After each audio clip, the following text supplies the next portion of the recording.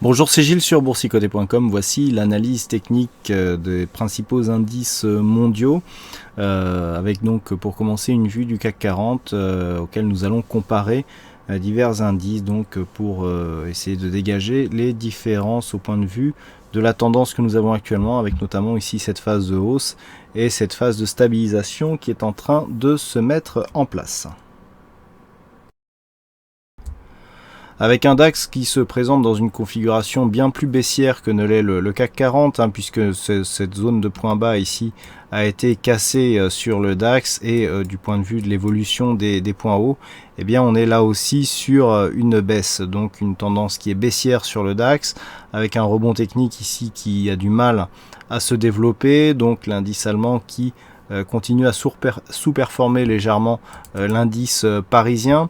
Du point de vue des indicateurs, nous avons une configuration qui est neutre d'un point de vue moyen terme ici sur le RSI, qui est un peu plus baissière sur le court terme, avec ce fort signal ici sur le stochastique confirmé par l'évolution du MACD, et des volumes qui confirment cette orientation plutôt baissière. Donc d'un point de vue un peu plus moyen terme, la zone à ne pas dépasser ici, ça serait la zone des 10 800 points, puisqu'en cas de cassure de cette zone, eh bien on s'ouvrirait à des perspectives baissières beaucoup plus basses.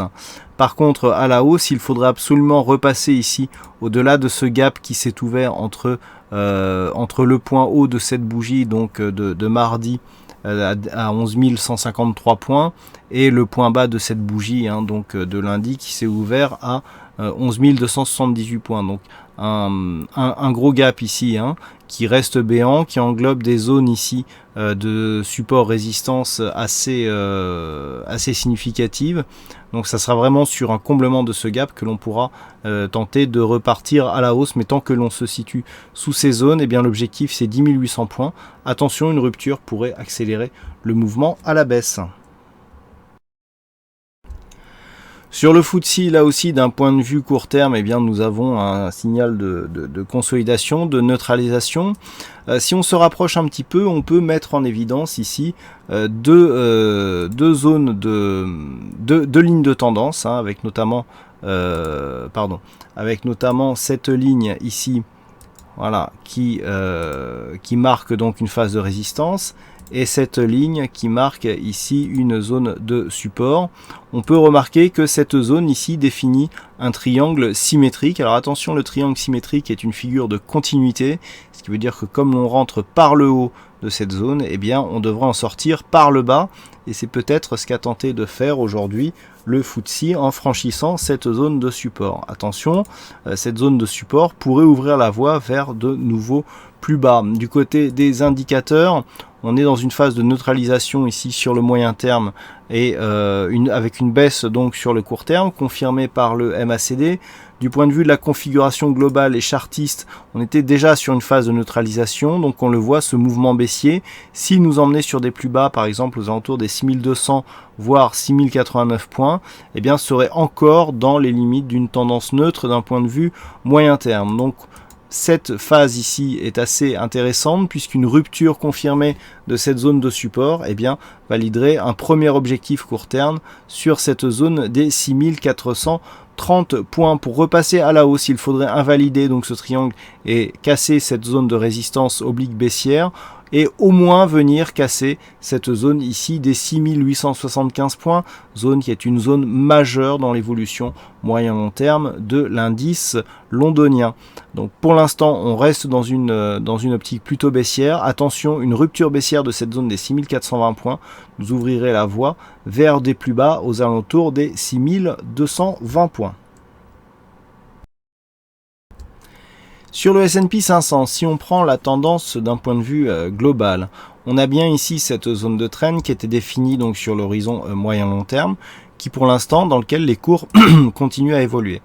Si on se rapproche maintenant d'un point de vue court terme, nous pouvons constater que les cours évoluent dans une zone quasi neutre depuis le mois de février de cette année.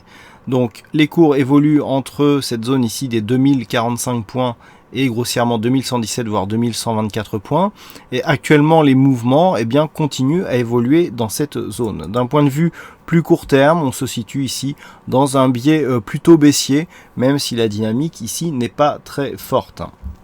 Du point de vue des indicateurs, c'est aussi la neutralité qui domine. On le voit avec ce RSI et ce stochastique qui évoluent entre leurs zones de surachat et survente, et confirmé par un MACD qui ne présente quasiment aucune volatilité sur ces histogrammes. Les volumes sont assez équilibrés, donc difficile d'y voir clair du point de vue de la tendance sur le S&P 500.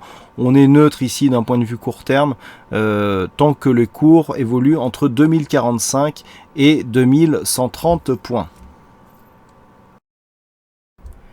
Le Nasdaq, lui, reste plus dans des perspectives haussières, avec un nouveau point haut ici relativement récent. Donc le Nasdaq continue à alimenter sa tendance haussière. On voit bien ici les limites du trend qui ne sont pas du tout testées. On est encore relativement loin du support. D'un point de vue court terme, le fait d'avoir marqué un nouveau plus haut ici en cassant cette zone des 4552 points valide la poursuite du mouvement haussier, tant sur l'optique court terme que sur l'optique moyen terme. Les cours reviennent ici sur une zone horizontale qui était précédemment une résistance. La phase d'overlap n'est pas directe, mais on est dans une dynamique assez faible. Donc pour l'instant, c'est toujours la dynamique haussière qui domine, et tout ceci tant que nous resterons au-dessus des 4350 points sur donc le Nasdaq qui domine bien plus que le S&P 500, puisque le S&P 500, comme nous venons de le voir,